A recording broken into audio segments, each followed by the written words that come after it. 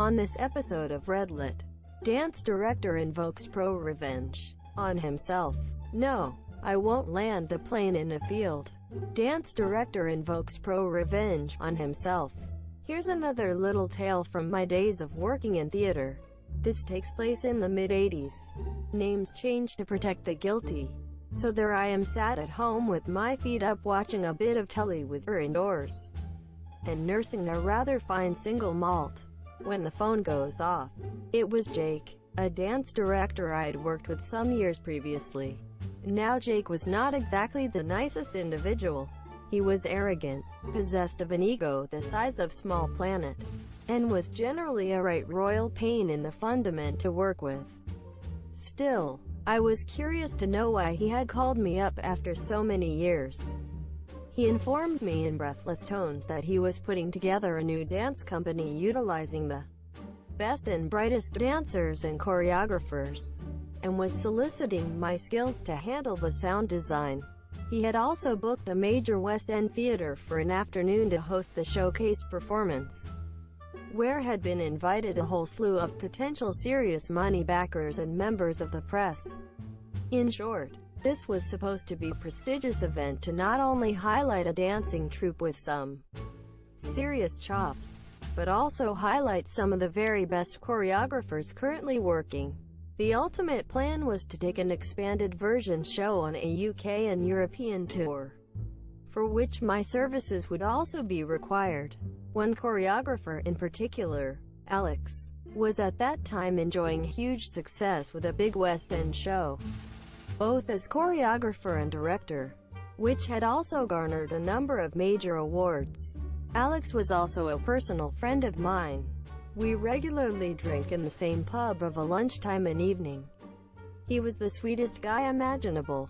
Despite his fame, he was utterly without pretension and was a popular member of our little group of creatives who also drank there. What Jake was asking me to do was comparatively simple: edit together the music tracks that were going to be used in the showcase, together with a few sound effects. This was at best about a day of work, and I would cop for a couple of £100 for my trouble. In other words, a nice little earner for very little effort. There was also the pleasure of working professionally with Alex, as well as potentially more work down the line, so despite my initial misgivings at having to work with Jake again, I agreed. A few days later, I coordinated with the 6 choreographers involved, got their requirements, and went to work. One particular SFX required some eerie synth-generated noises, so I got my friend Bill to create that for me, as he had all the kit to hand and he was a bit of a whiz in that regard. I assembled the show master tape, laid off rehearsal cassettes for the 6 choreographers, and waited for show day. Come the day of the showcase, I turn up at the theater together with my friend Bill at about 1 p.m. The show was scheduled to start at 2 p.m. I checked with the sound operator and made sure he was happy before going backstage. We found a slight air of panic with Jake. According to him, only a small handful of the 200-plus people invited had RSPBD. I made the observation that this was not necessarily a bad sign and reminded him of the time that we'd done a showcase in Belfast some years previously under similar circumstances and still got them turning up. Bill and I then slipped off to the pub next door for a swift one, and then shortly before showtime, went back into the theater where we elected to sit in the dress circle, the better to observe the proceedings. Expecting to see at least 150 people sat in the stalls, we were shocked to see less than a dozen. Oh. The first act then opens to a virtually empty house. Clearly, something has gone terribly wrong. Act 1 finishes and we trot off backstage, to be confronted by Jake having a full-on nuclear meltdown. It was then, in the middle of his tirade, we discovered that he'd taken out a second mortgage on his house, around £25,000, to fund the whole shebang. Almost none of the invitees had turned up and he was now facing the prospect of losing his home. Bill and I discreetly withdrew to the theater bar for some medication before returning for Act 2. At the end of the show, we go backstage to offer our commiserations, inform the cast that we were going to our local, and that people were welcome to join us. Jake was still in full rant mode. We repair to our local where over the next half hour or so, various members of the entourage trickle in, all with further intelligence regarding the fiasco. One thing we did learn was that Jake had apparently neglected to send the invites out to the potential backers until a few days previously. Frankly, insufficient time for the major financial players he was targeting to schedule it into their busy diaries. There was also supposed to be an after-show party that evening at one of the big local restaurants. We debated whether it was going to be politic to turn up, but decided that we should go, even if it was only to express our sympathies. Also, free food. Big mistake. After drowning our collective sorrows in the pub, we eventually went en masse off to the restaurant. There we found Jake looking like he was about to suffer a massive coronary. The atmosphere was, shall we say, icy to say the least. As we ordered our food, our meals arrive, and as we start to chow down, Jake launches into another expletive-laden diatribe against the entire assembled cast, dialing up the rhetoric to 11. In particular, he reserved particular vitriol for Alex, citing that due to his success with his current show, he should have done more to help pull the backers in. This was absolutely not Alex's responsibility. It was entirely Jake's, but he was seeking to deflect his own inadequacies onto others. We sat there appalled as Jake continued to castigate Alex, while getting in a few punches at the rest of us, and all the while declaring that we had to pay for our food. Despite the assurance that Jake was picking up the tab as previously promised. Visibly upset, Alex stood, told Jake to go fuck himself, and stormed out of the restaurant. Jake now turned his attention to critiquing the rest of us as incompetent fools, and expressing his opinion of Alex's talent, claiming that he was a third-rate choreographer, despite Alex winning awards for Best Musical and Best Director a few months previously. Enough. Now seeing a deeper shade of red that I had ever experienced, I stood and gave Jake an epic full-on 16 inches broadside, expressing my utter outrage at that way that Alex and the rest of us had been treated, and using enough swear words to make the average navel rating blush violently. I then declared that I was leaving and that any like-minded people could join me in our local. Brushing aside the matard who had come up and insisted Bill and I pay for our meals, I pointed him in the direction of Jake and declaimed in no uncertain terms that as he had invited us, he will be picking up the tab. A few minutes later, we were back in the pub, where we found Alex wrapping himself around a large vodka and was visibly shaking at the encounter. I felt obliged to hug my friend, whereupon he burst into tears, something that I've never seen Alex do before. As I'm consoling Alex, the rest of the cast turn up and report on the absolute meltdown that ensued after we left. Apparently it was so spectacular it involved the local constabulary. Can't say as I was surprised. In need of further decompression, we decided to go off to a late-night drinking club where we all got well tanked. It transpired later that Jake was indeed totally screwed financially over the situation, due to his own utter incompetence. Arguably, the first case of someone unwittingly enacting pro-revenge on themselves.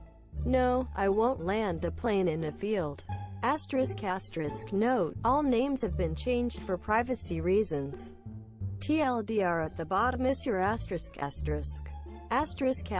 Small backstory, ***. My dad was a pilot for about 20 years, before retiring 8 years ago due to poor health. But in that time, my dad had many different jobs in aviation, so he could build up his flight hours and get better pay. And my dad doesn't like to stay in one job for too long if they refuse to let him come home and spend time with my brother and I growing up. He would often be in other states or other countries for days, weeks at a time. So he had a lot of stories to tell. This is one of my favorites, he told me. So I figured I should tell it here. Flying was his passion, but he had flown with a lot of entitled people through the years. Though, I'm going to give the entitled man in this story a name, since obviously my dad couldn't tell me his real name. Also, I'm sorry. I'm going to try my best to remember a few things. Asterisk the story asterisk. This story happened when I was little, about 5 to 6, and my dad had been out of our state for about 2 weeks flying a lot of important and powerful business people around the U.S. He was a charter pilot, so he was used to flying small private planes. He was exhausted from his intense flight schedule, but he is an extremely hard worker, so he made sure to power through into the third and final week. The job he had on this particular day was to take a man, who will be called Jason, from one state to a neighboring one so Jason could go home. About a 4-hour flight that took them over the Rocky Mountains. But nothing too bad. To my dad, that was a very easy flight, so he was relieved that he could get some rest for the rest of the day. So as usual, my dad got up at the crack of dawn and headed over to the airport so he could prepare the plane. He already put in the flight plan a day or so in advance, and all he had to do was have the plane pulled out of the hangar and clean it up so it would be ready when Jason showed up. He always did this because he wanted to make sure his passengers were always stocked on snacks and drinks, so they could enjoy their flight with him easier. It was about a half an hour before they were scheduled to take off, and Jason finally arrived with his assistant. Let's call her Nina. My dad is normally a patient man, but due to him having only about 3 or 4 hours to sleep every night for almost 3 weeks, he was standing in a silent rage while keeping the best professional appearance on his face. Jason was a very large man, and didn't help my dad grab their bags, and sat in the plane. Nina was about to help my dad load their bags into the plane. He stopped her and said, "Nina, come on, let the help do their job. We need to discuss the meeting." My dad was very angry with Jason, and even though this was the first time he had met Jason, my dad already wanted to kick this fat tub of lard off his plane. But still, my dad kept silent and loaded up the plane on his own. With only a few minutes to spare, my dad was cleared for takeoff, and soon he was flying out of the airport, beginning the 4-hour flight. It had only been about an hour or 2 hours into the flight, and the whole time Dad was doing his job in the front cockpit with the door closed. He didn't want to hear them past his headset, since Jason was loud and obnoxiously talking about how much money he was worth, or how amazing his family was thanks to his money. What prompted him to close the door was this conversation. "Nina, congratulations on striking the deal with the company, sir."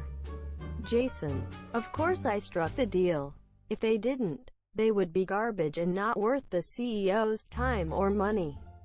Nina: "Speaking of money, you said your son will be going to college soon, right? Did you go with your wife's idea of letting him apply for scholarships?" Jason: "Hell no. My son is going to Harvard on my dime. I won't allow my son to be in debt, like some middle-class common worker. He has our family name, and anyone who cannot afford to go to an elite college like Harvard is better off being the help," with Jason referring to middle class as the help, the same name he called him when they were leaving. My dad despised this man, so he closed the door and continued to fly, though his solitude was not long enough, as Jason opened the door to talk to my dad. So my dad kept his best poker face while staring straight at his console. "Dad." "Yes, sir." Jason: "Are we there yet? I need to use the bathroom, monsieur." Dad: "Not yet, sir. We still have about 2 hours to go. There is a bathroom on the back of the plane with a privacy door. You can use that." Jason: His face wrinkles in disgust and use something that is just like a common porta potty. Can't this plane go any faster? Dad: no, sir. I need to make sure we don't run out of fuel, and we will be crossing over the mountains shortly. Jason: this is ridiculous!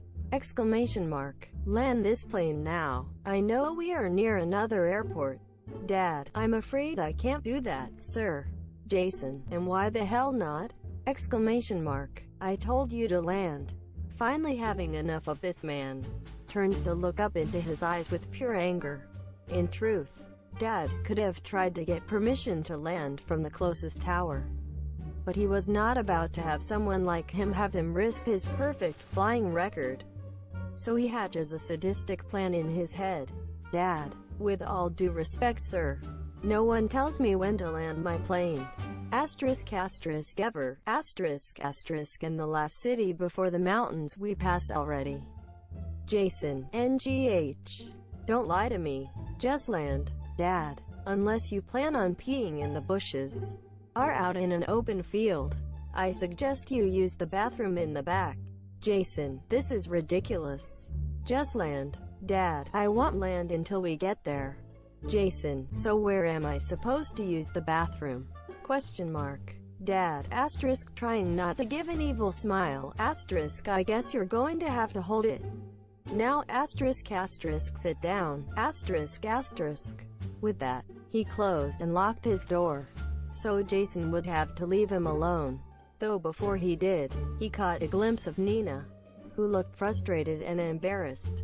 Dad figured she was used to him doing this before, and with someone throwing their power around, it wouldn't be long before he lost his own job. His phrase to me growing up was always, keep your head down, do your job and do it well. Lazy or entitled people always shoot themselves in the foot eventually.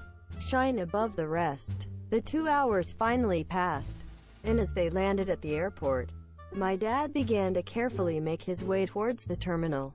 He had to go around a few of the taxiways to make it to the ramp, which is usually a slow process. Though in this case, my dad made sure to go nice and slow, just to spite Jason. Soon, as they were approaching the ramp, Dad could feel the plane shake and he opened his door to see what was happening. Nina was calling out to Jason, who had already managed to somehow finagle the hatch door open to the plane. Jason got out, and once he was on the pavement, he ran around the front of the plane and turbines and headed towards the terminal as fast as his massive body could carry him. As my dad tells me this story, he begins to laugh and he tells me, Nina in the terminal reported him. He lost his job and got into major trouble with the FAA. But damn, in all my years of flying, I have never seen a fat boy run so fast. Quote, //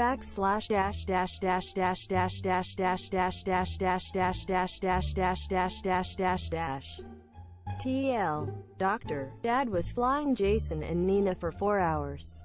Halfway Jason demands Dad to land the plane because he refused to use the plane's bathroom. But my dad said no. When